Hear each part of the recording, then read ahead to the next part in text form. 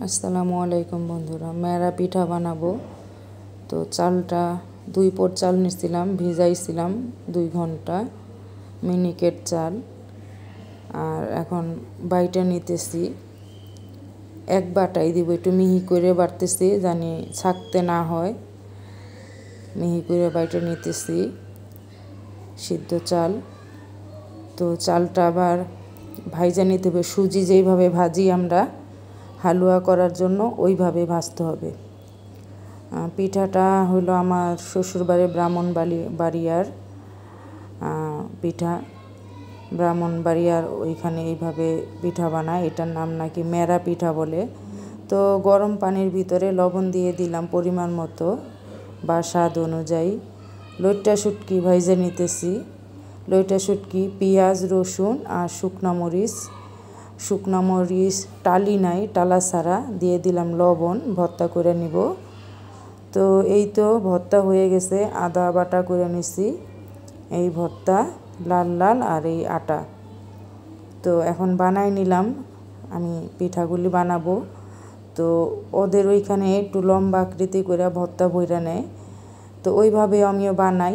আর আমার মনে হলো আজকে এইভাবে বানাই, সমোসার আকৃতি দিয়ে মেরা পিঠা।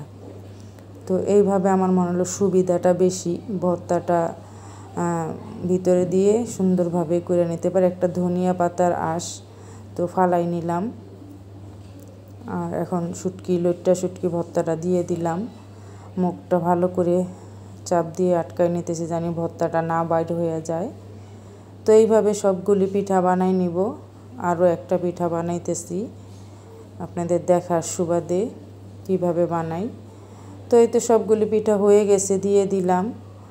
তো এই তো হয়ে গেল আমাদের সমোসার আকৃতি মেরা পিঠা। আমি কয়েকটা আবার লম্বা করে বানাইছি, ওইটার দেখাই নাই আপনাদের। তো এই তো হয়ে গেল, 15 মিনিট আমি সিদ্ধ করে নিচ্ছি মেরা পিঠা। আমাদের বিক্রমপুরে এই পিঠাটা বানায় না, খায়ও না, এইভাবে সিদ্ধ করলে পিঠা বানায়। আর আমার শ্বশুরবাড়ির এইখানে তারা শুটকি ভর্তা দিয়ে বানায়, এটারে মেরা পিঠা বলে।